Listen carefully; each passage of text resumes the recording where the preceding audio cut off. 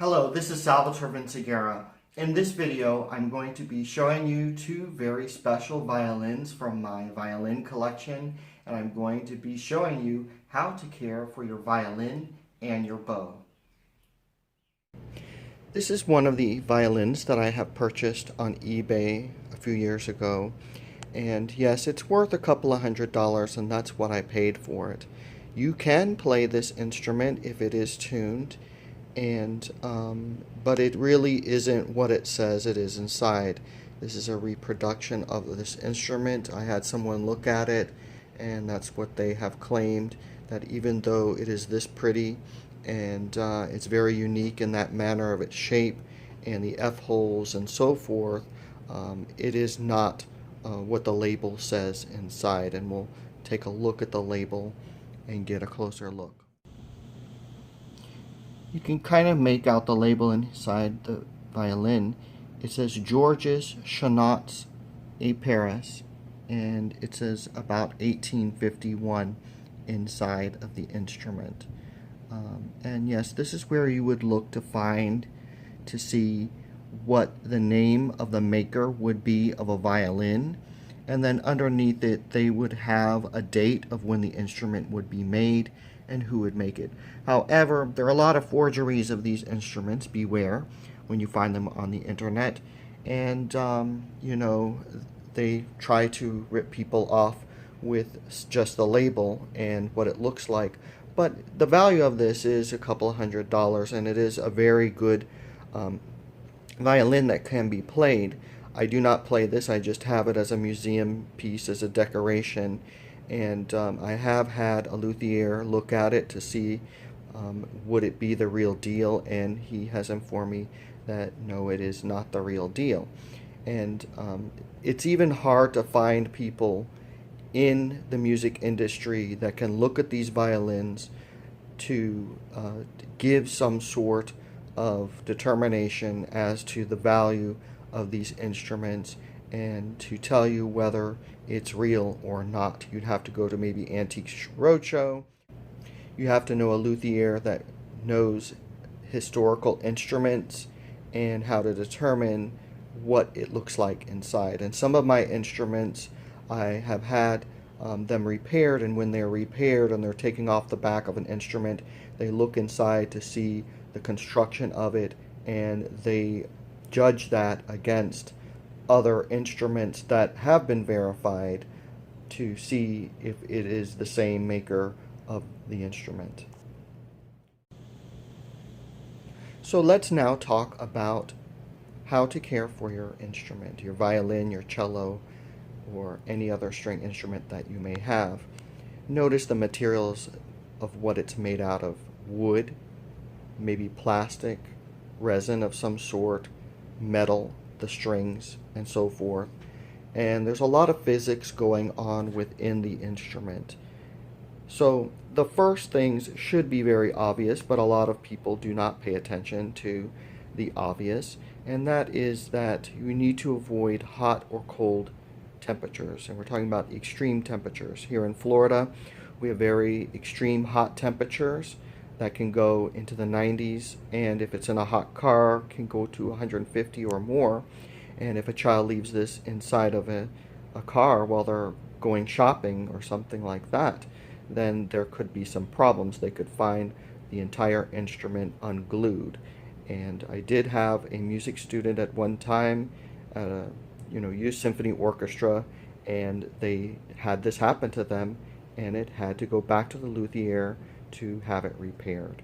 So the glue that is used to put the instruments together is very similar to Elmer's glue or horsehide glue or very strong wood glue, where if it is heated up to a certain temperature, it could just melt or break.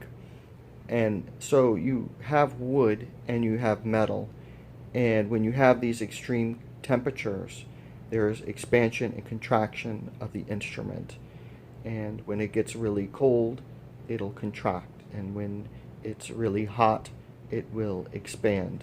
And so if you have these big fluctuations that is what's going to be happening with your instrument. And of course, brand new instruments, the strings need to be stretched, and other parts of the instrument are trying to make their first adjustments. This is why you need to keep tuning a brand new instrument, because of the physical nature of the instrument and the strings, in that the metal string put across the instrument is going to need to be stretched, and it's going to continuously expand and contract if it has to go through many different temperature changes. So now let's look at our chin rest. The chin rest should be tight against the instrument, and you can take a paper clip and tighten up the chin rest if it does become loose. And this is a common problem of beginning music students.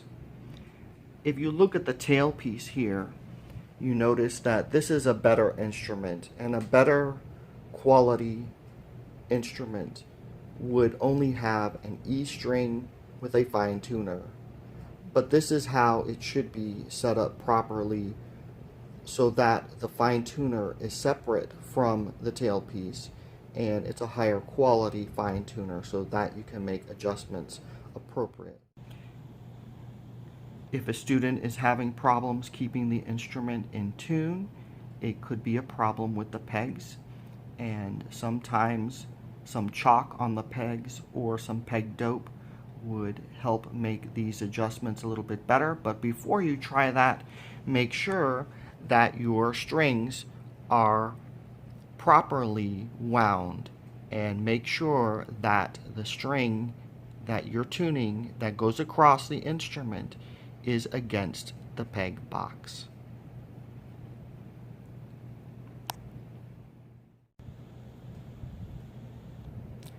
Notice that the bridge is aligned with the F-holes on either side, and this is where the bridge should be located. When you're tuning the instrument, if the bridge tilts one way or the other, it needs to be straightened out. And it's possible that it needs to be straightened out while you're trying to tune the instrument. The bridge is not glued in place, so don't freak out if the bridge falls off if the strings are too loose. I've actually had some students go home and glue the bridge to the instrument, and that's wrong. The bridge needs to be able to vibrate, and it isn't just resting on the instrument, and the pressure of the strings keep the bridge in place.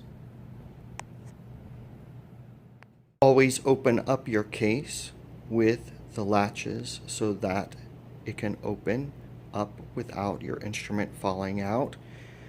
Parents should invest in a good violin case or cello case for their children, so that when they're walking home from school and they drop it, the instrument inside will be safe. So make an investment in having a very good case for your violin.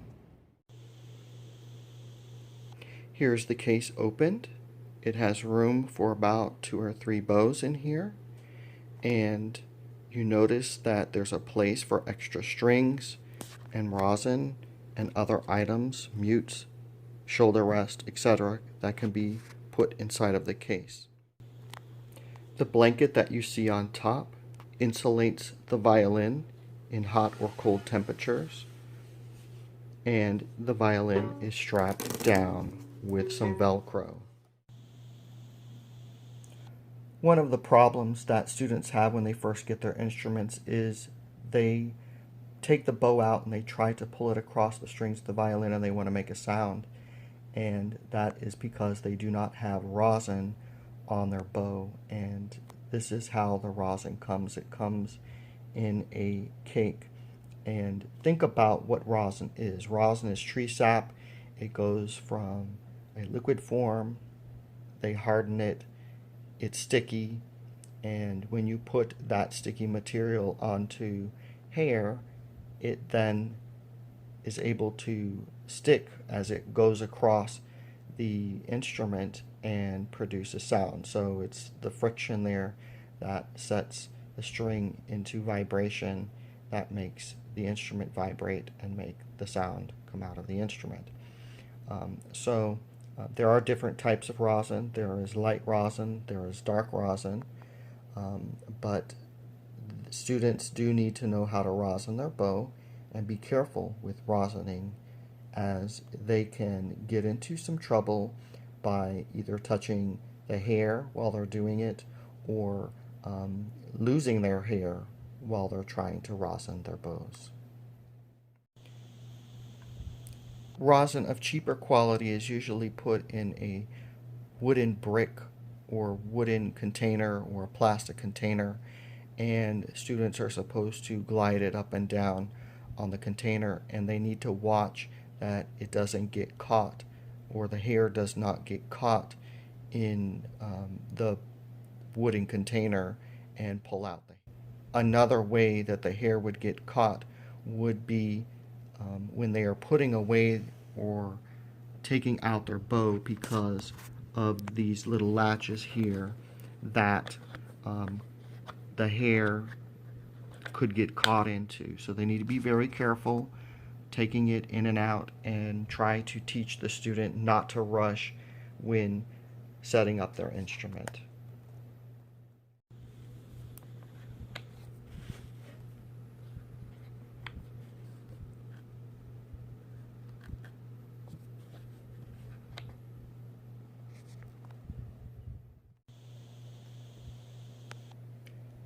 This is how you care for your bow, and it's the same way as you would care for your instrument.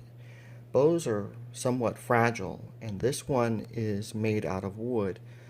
Student models may be made out of fiberglass, and they're a little bit heavier, and they can be harder for beginning students to learn how to manipulate. So wood bows are a little bit better for everybody. They can be more expensive. This one was about $200 or $300 on the internet, and the basic care of this is to make sure that rosin is off of the stick, make sure that students or the person that's playing the instrument does not touch the horsehair with their fingers. And yes, there is different hair that can be used. This is white horsehair. They can also have, for cello players and bass players, very rarely seen nowadays because luthiers have to replace the hairs, they can have black horsehair or a peppered type of horsehair.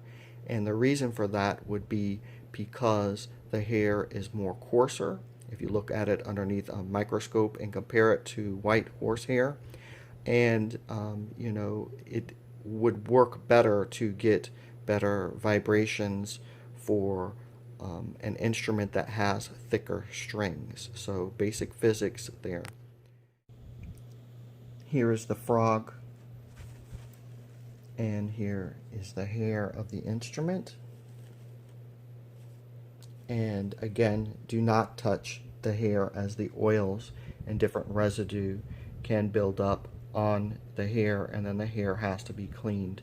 A tip about cleaning your hair, or your horse hair that is that I have seen, with the cheaper bows, you can clean it with Comet cleanser and water and a toothbrush, and just scrubbing it down, getting all the rosin off, letting the hair dry, and then retightening it.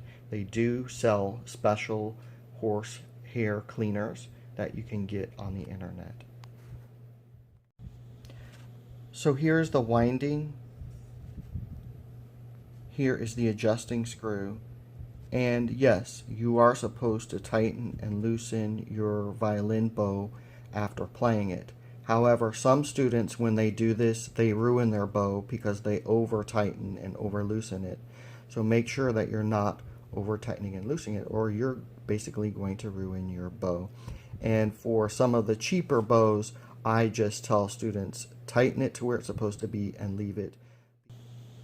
Some basic care tips for the body of the instrument and the fingerboard is to wipe off the rosin with a soft cloth so that it does not build up underneath the bridge area and by the F-holes.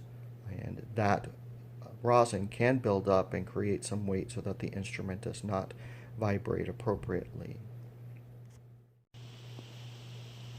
The label inside of this violin reads Pietro Missouri, Medina, 1932. And I had a luthier look at this particular instrument and repair it so that I could play it. And when they took off the back and re-glued it back on, they determined that it was not an Italian-made instrument, that it was actually German-made, and that they slapped an Italian maker's label inside so that they could sell it. And if you think about going back into the different wars that we've had around the world and the Germans trying to sell instruments, this could be one of the reasons why the label was slapped in there. They were trying to make some money. So this is still worth about $2,000 as it is because of the quality of the instrument and how it has survived over the many years. So as you see, it is set up a little bit differently. It has a chin rest. It has a different type of tailpiece, but still the fine tuner is only one. This is Salvatore Vinciguerra. Thank you for watching this video on how to care for your violin. If you have any questions about how to care for your violin, please leave it in the comment section below. If you like this video, please like it, subscribe, and have a wonderful day. Thank you.